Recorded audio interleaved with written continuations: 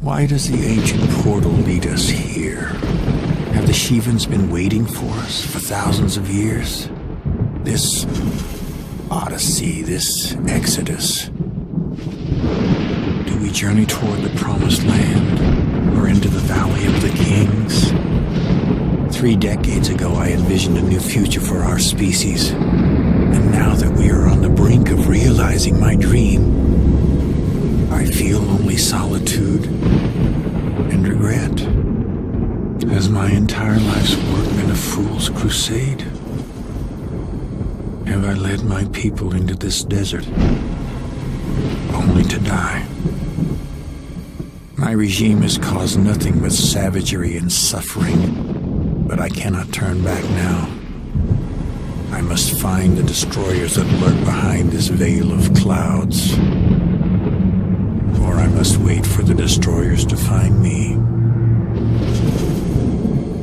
The nebula is a remnant of a supernova thousands, if not billions of light years from Earth. And I wonder now if our ancestors witnessed the death of this star, erupting over an Egyptian landscape, blazing with the brilliance of 400 million suns. Even in their divinity, no pharaoh could have imagined this.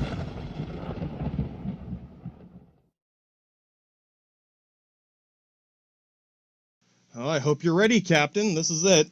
Yeah, no, straight up, part 2 of the test. I mean, yeah.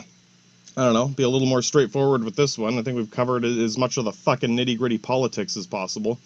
Yeah, at this point, it is just a British Navy versus a German Navy. And you might notice it's, you know, kind of like the Crusades, kind of like fucking Scots beating the Scots. Yeah, it's pretty much the same Navy. Oh, who copied who? Yeah, well, yeah. Benchmarked? Counter production? Yeah, in a way. I was joking about this before. We'll cap off all that bullshit with this. You know, hypothetically, from my perspective, sitting on the sidelines in my fucking fishing boat full of caveman nukes. Yeah, we won the U-boat arena, but not this. Yeah, no, ain't much I can do with my fucking Corvette in this arena. At this point, they're trying to stay out of the way of these crazy, yeah, lot of guns, a lot of big guns with big motherfucking bombs ready to go off. But yeah. No one really knows, when to start, basically. Remember, we're still dealing with carrier pigeons, radios are Tesla's still working on, like, the good radio, right? Yeah, don't bother the man. And yeah, at this point, any, boat nuts, anyone who's into boating, yeah, you can jump in on this, be the expert opinion here. I'm sure a lot of the communication going on back then would have been flashing lights at each other. Yeah, you know what, beep, like Morse code with a fucking signal light. And of course, you got a lot of ships. I'm sure the Admiralty of the British $100 blunt Navy, hey, these guys are good at anything. Yeah, I'm sure they got some communication system going on. I wouldn't doubt their communication system is a little more advanced than the German one, just saying, guys. Well, yeah, I'm trying. This is like a game of chess where it's like the same units on each side, minor little distinctions. As far as I understand, if you're some straight-up Kriegsmarine soldat coming out of here, you tell me what's up with this shit. It seems like, on one hand, they had built this navy specifically to counter the British pirate navy. Yeah, laugh it up, guys. And the British navy had been geared towards piracy and the slave train running from the Dutch Indies. Got to get there faster. Battle cruisers, motherfuckers. This thing's twice as fast. It's still got the guns. It's just less armor. Yeah, whatever. What's the fucking Zulu gonna do? Yeah, you get it, guys. Germany's thinking, okay, we're only going to Jutland. Yeah, we don't really need a heavy engine system as long as we can move what? The difference is here, too. You'll get to what? Again, if you're the boats master, fucking tell me how big of a difference between, 20 knots, 24 knots, up to 30 knots. Yeah, 30 is a lot more than 20. I get that it's a bit more than a mile per hour. What's it, like 2 kilometers per hour approximately per knot? So yeah, I get it. Yeah, if you're going almost twice as fast, that's especially in a big ship. Yeah, we're getting into finicky little details here. But you probably get, there ain't these ships don't have much room to move around. Yeah, you're in one of these random ships. You'll be stuck in the middle somewhere. Where are you going to go? You're going to go into the German guns? You're going to back up into your own fleet? The Admiral's going to start fucking yelling all hell and shit at you on the radio, yeah. Everyone's nervously waiting for something to happen here. So yeah, I mean, capping off the speculation here, yeah, I mean, hypothetically, if you're an admiral in Germany, straight up, if you're an admiral in Germany, hey, there must be at least a couple, right? Yeah, I don't doubt there's an admiral in Germany somewhere. Fucking hell. Guten Tag, mein Straten. I only know what half of that shit means. Now, dude, bruh. Realistically, if they're only dealing with Britain as the primary naval enemy adversary in this, contest, yeah, it's not that far away. Yeah, their prime target of their whole crusade. Yeah, you don't need a battle cruiser to get to England, brah. You need a fucking catapult on a cave. Yeah. I call the Romans. They'll get their fucking rafts of caveman nuke catapult fishing boat corvettes. Yeah, whatever. They beat the spaceships. Yeah. I laugh it up, guys. I'm sure the admiral in Germany is laughing. Now, oh yeah, exactly. No. To them, a battleship is as good, if not better. Yeah, I might as well put some extra armor on there. Keep in mind, armor is usually a step behind weapons you probably got from the first part. Yeah, how much is that extra armor really going to help? It does help. I'll say that much. But, I don't know. I mean, again, use your little magic fucking guidestone, Frodo.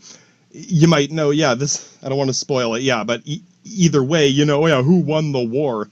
That's even most of you were thinking that's vague. Yeah, that's the admirals on everywhere are laughing. The Spanish admiral laughed. I don't know, fucking everyone. Yeah, we don't know yet. This is where it gets really uncertain. I don't doubt every one of you and your fucking giant fucking bunker busting battle cruisers straight up. You got 20 heavy artillery guns ready to fire off at your command captain. Yeah, who wants to go first, boys? And before we get into this, you're getting nervous, aren't you, Captain? Yeah, I don't doubt, crossing the T, what does that mean? Well, at Trafalgar, crossing the T at Trafalgar, yeah, let's get into this story, now the corncob pipe admirals on both sides, crack open the oldest brandy you got for this one, boy. That was the good old days of, like, pirate ship warfare, wooden ships, whatever, ships of the line. Yeah, problematically vague term indeed. Those were the old dreadnoughts. It's as big as it's got hundreds of cannons on it, but they're old cannons. Yeah, old school cannons. These aren't bombs. These are just fucking, cannonballs if you're rich. You're rich douchebag rolling out of France or Britain. Yeah, no. If in Spain we just shove cutlery into it, whatever we got, boys. Yeah, we got any old muskets, bayonets on them, shove it in there. It's, Spain was doing good at first because they got all that gold. They literally struck gold early on, but kind of fizzled. They've always had political problems. Yeah, we can get into it. Yeah, they're kind of a redheaded stepchild of Europe. Yeah, don't want to poke too much fun at them because, the people living there have suffered a lot in the past. Yeah, they've gone through some harsh shit. But yeah, I can make fun of the King of Spain, motherfucker. Yeah, Operation whatever, from the Alamo to Pan's Labyrinth. Motherfucker's busy with some crazy shit. Therefore, each aspect of the government suffered as a result of it. Easiest way to put it. We'll get to the whole Civil War Francisco Franco thing later. It's more relevant in World War II. That's when it's actually happening. But they're very much leading towards it at the moment. We'll get to why Spain is never involved. Like I said, again. My point is comparing the navies. They used to be big shots, and even up to this point of crossing the T at Trafalgar. But as far as I understand, they started gearing more towards using other resources, such as manpower and extra equipment. They got more used to using, like, grapple chains to hook the ship over to you. We got a lot of soldiers, a bunch of crazy Spanish guys, and they're still using swords and shields. It's like, might as well, yeah, right? Rodalero, whatever the fuck they want to call their next fucking, I don't know, Murmillo, yeah, right, whatever. You get it. And they didn't have as many, like, much ammo. Of course they had cannons, but yeah, bro, we got enough ammo for all these ships? Like, wait, ask the King of Spain, my god. Yeah, no, just comparing the way navies used to operate, back in the fucking day, bud. You gotta realize, though, we'll get to it. But yeah, no, they used to be big shots, and they very much overextended themselves. They built more ships than they could arm with cannons and had to resort to other measures. Yeah. Be people on each ship. Yeah, you're the captain of this ship with no fucking amp. We got enough to set off one round of guns, and then what? Right? Yeah. The British ships are full of extra ammo. The Spanish ships are full of more crazy Spanish guys. Don't let them grapple your ship. Yeah, exactly. There's some cool incidences, or, around this time period of Napoleonic fucking warfare, when the King of Spain was still a big shot. I know, right? Hey, it wasn't that long ago. And yeah, we'll touch on the fact of it. This is what the admirals have studied. Yeah, exactly. What did the King of Spain do? A small British fleet defeated a large Spanish fleet using their guns and making sure not to get too close. They knew they didn't have a lot of ammo. But yeah, if any of these ships get close to you, you're going to get swarmed by crazy drunk Spanish men who still use swords and shields and breastplates, because yeah, it works in that. Careful. Yeah, exactly. They pulled it off. They stayed far enough away. They kept rotating their cannons around. Yeah, right. So yeah, you get it. That's one thing that these admirals would be thinking about. That is like the sum of their recent knowledge of naval warfare. And then yeah, crossing the T is basically the ideally you want your ships to fire broadside, fire as many cannons as you can, as many projectiles as you can into the enemy ship. Usually you'd have more guns on the side of your ship, naturally. You might have a few on the front, but how many guns can you fit on the front of your ship? I'm surprised they didn't try doing like 10 front. Imagine, yeah, how many cannons could you fit on the front of that ship? Might be dangerous sailing. Anyway, either way you cut it, if you have hundreds of cannons on this massive fucking dreadnought, which can only support its weight because it's made of wood, not steel. We'll get to it. Yeah. More weight, right? Yeah, you want to, cross the T. So if the enemy is coming up in a line or whatever, even one ship or a couple ships, you want to come across them. You want to cross the T on the top, right? Because then your broadside shooting into the front of their ship. That means that they can't fire off all their cannons either. They might ram into you, but generally massive ships don't want to do that because it'll fuck up both the ships. Yeah, it's a suicide thing. There's been examples of things like this. Most ramming boats are a bit smaller so that their structure stays together. No, I don't know too much about it, but I'm guessing the bigger it is, the more likely something's going to go wrong. I don't even doubt the German admiral's like, hey, this is the one time you guys did have a good navy back in the day. Yeah, you're right. Oh, the Greek navy, yeah, we had some ramming boats. Again, it's just a small little boat that's gonna it's got like a fucking spear in the front. You know what I mean? A fucking metal ramming rod that all you need to do is punch a couple holes in the ship. That's exactly, you don't need a dreadnought to smash it to pieces. That's a little excessive, because then your ship is gonna crack somewhere. Somewhere you're gonna end up with little holes in your ship.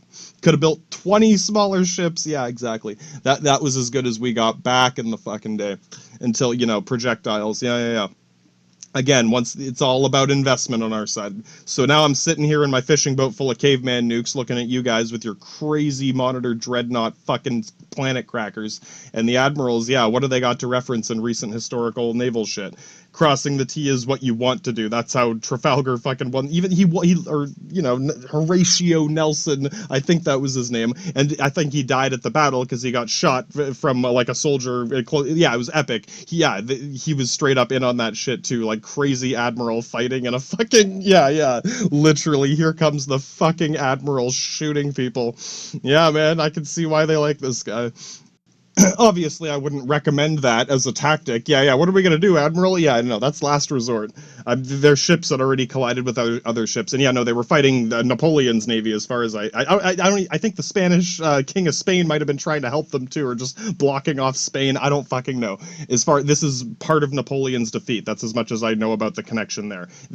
Losing Trafalgar is a main reason Napoleon lost his war, because obviously, he without a fleet, he didn't have. That kind of fucked up a lot of shit. So, again, this is like the main historical thing these admirals are thinking about. They want to try to cross the T with the other ships. I'm sure the admiral in Germany at least knows about this, right? Yeah, he's expecting them to try to do it and thinking they might want to do it too. Keep in mind, these new ships, they got turrets. Now, it's not quite 360-degree range, but you don't need to go full broadside anymore. You don't have to fucking go into knife fighting. I said this before. I'm pretty sure that's called knife fighting, when ships are literally knife fighting, like as close as they can get. Guys jumping over with swords and shooting cannons, because with the old cannons, you want to get as close as you can to get the maximum punch, right? Yeah, they don't go that far. Yeah, you don't want to drop balls on them or fireballs into them. I don't know. Yeah, these are cannons shooting bombs. And we'll get into the whole cordite thing, and goddamn, something wrong with our bloody ships today. Oh, yeah, something wrong with the bloody ships today, all right. While we're waiting for the jihad of the dreadnoughts to begin, I want to draw a little comparison with the recent U-boat scenario. Yeah, you see, with the U-boats crossing the T, Ah, yeah, yeah, crossing the T indeed. You just want to do it the other way around. Suddenly you want to be on the bottom side of that T, crossing into the broadside of your target, right? It's all backwards. Oh yeah, so again, yeah, so I don't know who's laughing on whose side, someone's cackling. That old tactic, yeah, you gotta cross the T. Whoever crosses the T against the U-boat is going to put themselves into the ideal targeting position of the U-boat. Yeah, you've crossed each other's T's, but it only works for one of you. Rock, paper, scissor, motherfucker. That's just to show you that, yeah, again, there's no perfect tactic, right? And even the admirals probably know, they just don't know what else to expect. And I'm pretty sure all the U-boats were in their wolf packs. Their task was to strangle the economy, but yeah, cut off the supplies while the battleships fight the fucking battle cruisers, basically. Yeah, and I mean, even at this point, you might be sitting in your battle cruiser thinking, hey, if I can, do the thing against the Spanish, turn around fast enough, fire off a few shells, and drive away, and keep doing that in circles. If the German battleships are, if you're in your battleship, might be a bit too slow to catch up to them, or you just gotta keep pushing forward, and eventually you'll get close enough, right? Yeah.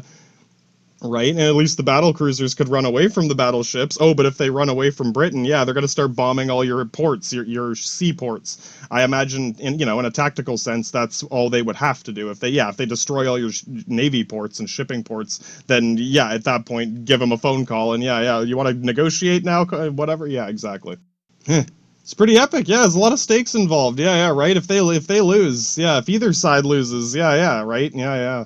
Because if Germany loses all their whole navy, that means they can do the full blockade and cut off not all supplies. We could still give them food, but like even that, we were struck. Yeah, at this point, it's hard. We rely on this trade too, right? That can only last so long. We'd have to make some serious long-term compromise. Yeah, it would affect the war indeed. We're already at this point, whoever gets more supplies wins the land war soon enough, right? Whoever can get the shit there first, right? In the boats, exactly. Yeah, back in the fucking day, bud. So this is it. Yeah, whoever wins this war, like, I don't think I don't know, some of them must have been thinking it, like, don't think, and this didn't like, the war kept going after this, but this was a major, could have been, yeah, right, ooh, yeah, don't spoil it, what's gonna happen? You and your battle cruiser, your battleship, fucking get ready. Yeah, and last little tactical tidbit before this shit turns into a fucking turn the blender on here. Goddamn. Remember, the reason the British built their fucking galactic planet cracking star destroyer, and it was for the bunker busting Hellfire guns. Yeah, the caveman Klingon nuke factory coming out of the Latin douchebag half of what's going on there. They know what's up. Yeah, you can't avoid that shit, man. Eventually you're gonna start building caveman nukes. It's inevitable. That's how we know, man. It's in the profile. Yeah. So straight up caveman nukes coming out of these battle cruisers. They got big guns. That's the thing. They both have really big guns. Battleships just have better armor and less speed. You're right. They're quite equivalent in a lot of other ways. The British still have bigger guns, and the whole point too is not just bigger bombs. Yeah, big motherfucking bombs, of course, indeed, Admiral. But long range, yeah, you get more cordite in there, like more explosive power behind the shell to launch it farther. And yeah, now you're all getting excited in your battle cruisers. Oh, if we got longer range guns. Yeah, your primary heavy cannons. Yeah, all your other cannons. This is where we get to too. When you have 7 or 8 different calibers of cannons on your fucking battle cruiser, yeah, you got hundreds of guns. They're all different sizes, and they all need different sizes of ammo and cordite, which is the explosive shit you put under the shell back in the fucking day before. Yeah. A lot of stuff. Yeah. But yeah, your ship is full of stuff. It'd be a lot easier if every cannon had the same ammunition, wouldn't it? Yeah. That would be quite convenient indeed. Now, as far as I know, the German Navy had less different guns, but they still had different guns with different ammo. But they had less problems with this simply because they had less different things to worry about. Yeah, on the British battle cruiser, yeah, Lieutenant, fucking get me the whatever. Yeah, he's literally what the fuck ever. You don't doubt it didn't come to that in the heat of battle. Yeah, what, just grab some ammo? Which ammo, dude? There's 7 different, 8 different, 9, 12 different kinds of ammo down here, and cordite, which one's the right cordite? Yeah, this became a problem when it came down to it. And yeah, I don't doubt one of you is already thinking, yeah, all that stuff is very explosive. Indeed, from the caveman Klingon nuke factory, it was designed to be as explosive as possible, Admiral, as specified, as explosive as fucking possible indeed. Yeah, your ship's full of it.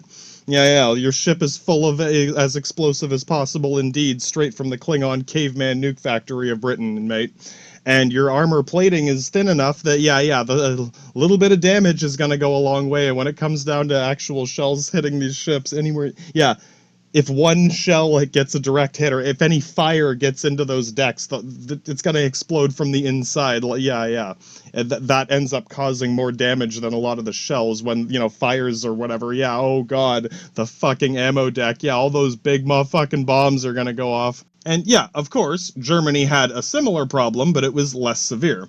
Again, less different types of ammo, and with the thicker plating, it took a much more direct heavy hit to cause that.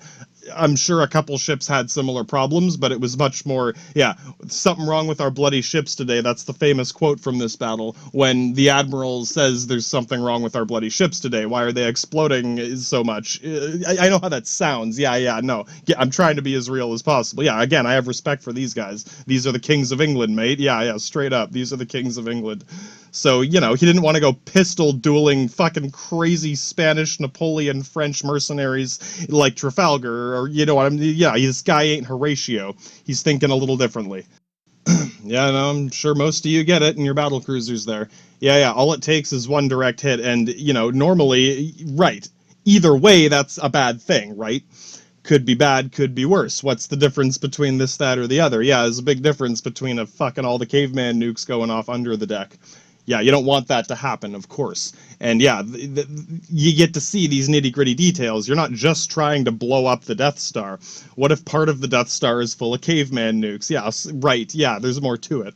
So the little bit of damage and the differences in armor were more so affected by when these ammo decks full of fucking explosives go off, hitting that ammo deck, basically. And I don't think they were trying to do this at first. They probably didn't think about it much at first until it started happening. And yeah, that's kind of... How did it start? I don't know who shot first. I'm thinking they were trying to use some of the smaller ships, like we still have frigates and whatever other smaller ships. We'll try to, right, as respectfully as possible, try to get them to shoot you first, Captain. Whatever, you're faster than we are. Yeah, right, what else are you going to do? They could still, whatever we can do, right? So, but, in a large-scale tactical sense, is the main thing I do, know, unless you want to correct me, Admiral, of the Britannic fucking $100 blunt club. Oh, straight $100 blunt club. Right. They lost their one advantage of the long-range... Yeah, the battle started before they had a chance to take advantage of the longer-range guns. I don't know if Germany rushed in, the whole way, but when they got closer, when it came down to it, the battleships got close enough that they were able to start shooting first, basically. And then, suddenly your longer-range guns, fuck. And, if you're trying to do your little tactic where you shoot and turn around and run away, everyone has to, in a big phalanx like this, phalanxes only work if you know what the fuck you're doing. Yeah, one guy fucks up the phalanx, that's how Sparta fell. I know how that sounds, I'm just saying, it's one of those things where it only works if the whole thing is working. All it takes is one link in the chain to break, and the whole chain can break. So it takes a lot of practice to do right, and they didn't have a heart. Yeah, this is new for all these guys. And basically, whatever, this is where we can get into it. It sort of is a stalemate because, I don't know, neither side, again, both sides are shooting off big, heavy cannons, but the thing is, they're trying to shoot each other once both ships are close enough to start shooting each other. You're thinking, you don't want to go charging in. Yeah, right. I know a lot of you are imagining the German fleet just charging into you. They're not suicidal. This ain't no jihad, right? They don't want that to happen. They're hoping. They're like, oh shit, we got close enough to start shooting, right? Yeah. Let's see how many we can sink from here. Oh shit, they're blowing up like fuck it. Yeah, right. When they realize that how easy they are to destroy if you can hit them. Problem is, both ships had terrible accuracy. Yeah, this was the as far as I can tell, speculating from my fucking fishing boat full of caveman nukes. Yeah. My Corvette over here looking at this crazy shit show. Fucking demolition derby. Yeah, right. No, all the ships. I mean, sure, if you get closer, no, from far range with the long range, big fucking siege guns, they had a shitty accuracy, and right. So the ships that did get hit were, I don't want to say accidents, but they weren't exactly pinpoint strikes. It was a result of another artillery barrage. And the thing is, okay, yeah, this is a funny little tidbit I can point. This is the thing, yeah, there aren't many things I can really point to, but this is one of them. If you're one ship, yeah, one-on-one, if you're shooting off rounds, you can see where they land in the water. Yeah, it's kind of like tracer rounds. Like, oh, you can adjust the cannon. Again, this is all manual shit. Yeah, guys are manually targeting these cannons. And yeah, one-on-one, even against a moving target, you can see where the shells are landing. Yeah, you can adjust the cannon. Oh, a little more to the right, a little more to the right. When there's hundreds of shells going off, yeah, which one is ours? Which splash in the water was from this one cannon on this ship with hundreds of cannons in next to 100 more ships with hundreds of cannons? Yeah, yeah, yeah. Yeah, you don't know which one is yours. It's even harder to target. Yeah, who is hitting what, where? There's shit blowing up everywhere, and occasionally one of your ships catches on fire, and then it explodes shortly after that. Yeah, yeah. And same with the German side too, though. They only had so much ammo. Eventually they can't keep this up forever. They couldn't destroy the whole fleet with the ammo they had. What are we going to charge in kamikaze style? They realized they simply didn't have enough resources to conquer the whole, like, punch through the whole navy, basically, unless one of them wants to go full on Binder Jihad. Yeah, no, they're not there yet. Neither side is. They're hoping to win this from a distance. So yeah, I mean, on a macro scale, as far as I can tell, both sides, like, depleted all their, large ammunition reserves, let off as much of the big artillery as they could until, like, the German side mostly ran out, and the British side's like, yeah, we're already losing ships just to malfunction, like, more so than getting hit by any. Yeah, they're concerned about what the fuck is wrong with our bloody ships today. So neither side felt like pushing any harder. They both backed out. And yeah, well, I mean, the German Navy went back to their ports, and the British Navy went to seize their ports and inspect their new battle cruisers and see what was wrong. So yeah, but yeah, as far as I can tell, that initial duel of artillery, neither ship, most of the shells were missing. So yeah, you get it. Like, they burned through all their ammo. We don't have any more shells, sir. What are we going to do? Fuck. We have smaller shells on the smaller guns. Should we get even closer? No. Neither side wanted to do that, so they did. There was quite a few losses, but as far as I can tell, like, at least half of each navy survived and just went back to port to guard the ports. And then yeah, the U-boat situation was still tenuous. It was still sort of going on. So yeah, oh man, we're locked into another stalemate. So wait until John Wayne gets here with a bunch of fucking tanks, basically, to cap off the war itself. Yeah, if I had to point to one thing, I hate to say it, it's tanks. America brought a bunch of fucking tanks. They bought tanks from France. They assembled a big armor division and punched through the trenches with tanks. And yeah, that was basically what broke the stalemate for good. And then from there on, it just fucking snowballed until I don't know who signed the actual deal. Again, beep, beep, beep, beep, beep. No, they did not throw a carrier pigeon. Someone had to, actually talk to someone for that to happen. But eventually it did in fucking 1918. So yeah, goddamn, pretty fucking epic struggle of war there, isn't it? Yeah, we'll cover the politics next time, but my god, I'll think of whatever else I can cap off for this before we move on. I guess it's, the one obvious thing, yeah, the tank. All it took was an even better weapon, right? And yeah, it's not always obvious what the better weapon was. Kind of like the Corvette, yeah. That one ship that the U-boats couldn't deal with. Right? Yeah, and in so many cases it comes down to this rock, paper, scissors thing. Yeah, we had rock and paper, we just didn't have the scissors. Yeah, who's got the fucking scissors, indeed. That's kind of, yeah, not always, but in so many cases that becomes a factor. You just need that better weapon, just the other weapon. Yeah, exactly. It works in this situation. And really, like, that's the main reason why building a Death Star... Yeah, it's so much investment into one thing. By the time you're finished building it, yeah, like, it's foolish to think that it's the ultimate super weapon of all time. Nothing can ever destroy this weapon until where the fuck are the scissors? Where's the paper? Eventually something will. So you're better off decentralizing your network of power. We'll get to that as the Cold War happens. As we get into the Cold War and shit, but yeah. Obviously, the generals and admirals, they learned what they could from this war, right? Yeah. What were the most effective things? Yeah, what? U-boats, Corvettes, that shitty aircraft carrier actually pulled its weight pretty damn good. And, tanks. Basically, everything else was a stalemate. Not saying there wasn't good shit. Those machine guns, things like that. They had to look back at each of these things, and as we get into World War II. Yeah, we'll cover all the post-war politics, but yeah, it's fucking President Lovecraft and the UN and all that, straight up. H.P. Lovecraft. Lovecraft. He just looks like him. Sorry, yeah, no. Woodrow Wilson looks like H.P. Lovecraft.